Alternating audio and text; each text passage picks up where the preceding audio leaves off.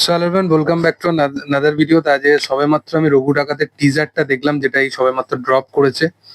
এবং সত্যি কথা বলতে, রঘু ডাকাত টিজারটা এইভাবে আমি একদমই এক্সপেকটেশন রাখিনি। এটা পুরোপুরি আনএক্সপেক্টেড আমার কাছে। মানে বাংলায় এত বড় একটা বিগ স্কেলের একটা সিনেমা হচ্ছে, এত বড় বাজেট এবং এতটা বড় একটা স্টার কাস্ট, যেখানে দেব, অনির্বাণ, সোহিনী, ইদিকা, রূপা গাঙ্গুলি এরকম বড় বড় অভিনেতাদের বা তারকাদের আমরা দেখতে পাচ্ছি। কতটা কি বেস্ট ডেলিভার করবে, বাট সবকিছুর থেকে বিয়ন্ড লেভেলে আমি এতটা এক্সপেকটেশন রাখিনি এই সিনেমাটা নিয়ে, বা এই সিনেমার ভিজুয়াল নিয়ে আমি এতটা এক্সপেকটেশন রাখিনি। যেটা নিয়ে আমি বেশি ভয় পাচ্ছিলাম, এবং আমাদের বাংলায় সচরাচর যে যে জিনিসগুলো নিয়ে আমাদেরকে বেশি ভাবায় বা যে জিনিসগুলোকে নিয়ে বেশি আমরা ভয় পেয়ে থাকি, সেটা হচ্ছে যে ভিজুয়ালি যেন সিনেমার ট্রিটমেন্টটা ভালো হয়। দেবী চৌধুরানীর টিজারটা দেখলাম, প্রসেনজিৎ চট্টোপাধ্যায়, শ্রাবন্তী চ্যাটার্জি ভালো পারফর্মার, তারা জিনিসটাকে পুল অফ করে টেনে দিচ্ছে। বাট যেটা সিজিআই প্রবলেম, ভিএফএক্স এর প্রবলেম, সেটা তো আলটিমেটলি চোখে লাগছে। আমরা যারা প্রতিনিয়ত বা রেগুলারলি সিনেমা ফলো করি, তাদের কাছে এই জিনিসটা মেনে নিতে পারে, বাট একটা নর্মাল নিউট্রাল অডিয়েন্স এই জিনিসটা কখনো মেনে নেয় না। তারা কিন্তু কম্পেয়ার করে কার সাথে? বাহুবলীর সাথে, যেটার কম্পারিজনের কোনো মানে মা বোনই নেই। তো এই হয়ে গেছে ব্যাপার। বাট রঘু ডাকাত এই রকম লেভেলের কিছু ডেলিভার করবে, এটা আমি এক্সপেকটেশন রাখিনি। মানে এই সিনেমাটা পর থেকে দেবকে মানুষ এবং তার নেক্সট সিনেমাগুলোকে মানুষ কি এক্সপেকটেশনে দেখবে, আমি খালি ভাবছি যে এটা যে লেভেলের সে ডেলিভার করে দিয়ে গেল। মানে এখানে দেব, মানে তাকে এই রকম ভাবে আমি আজ পর্যন্ত কোনোভাবে দেখিওনি, এবং ভিজুয়ালি তাকে আমি কখনো ভাবিওনি যে দেবকে এইভাবে কখনো আমি বড় পর্দায় বা এরকম ভাবে দেখার পরিকল্পনা করব। মানে সে যেভাবে নিজের ক্যারেক্টারের ওপর, নিজের চরিত্রের ওপর যেভাবে সে খেটেছে, সেটা আলাদাই লেভেলের।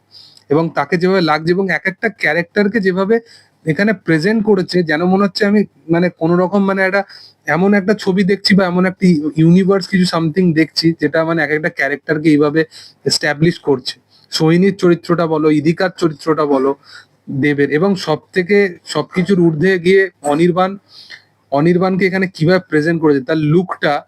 এটা সিনেমাটা একটা আপডেট উঠে এসেছিল যে অনির্বাণের লুকটা এমন একটা লুক হতে চলেছে, যে চরিত্র লুক হিসাবে আমরা অনির্বাণকে কখনো এইভাবে দেখিনি। এবং এটা একদমই সত্যি কথা।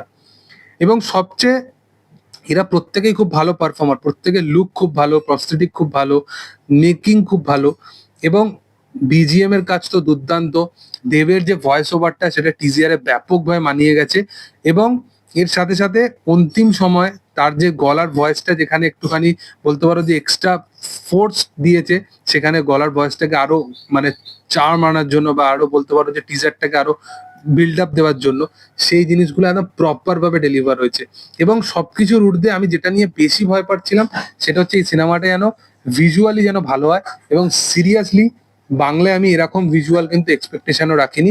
আমি জানি যে এটার পর অনেক রকমের ভিডিও আসবে, অনেকে এআই বলবে, এই বলবে, ওই বলবে, বাট এইটা করার মতো ক্ষমতা আমার মনে হয় যে মানে একবার রঘু ডাকাতের বিহাইন্ড দ্য সিন গুলো ছাড়া উচিত আফটার সিনেমা রিলিজের পর।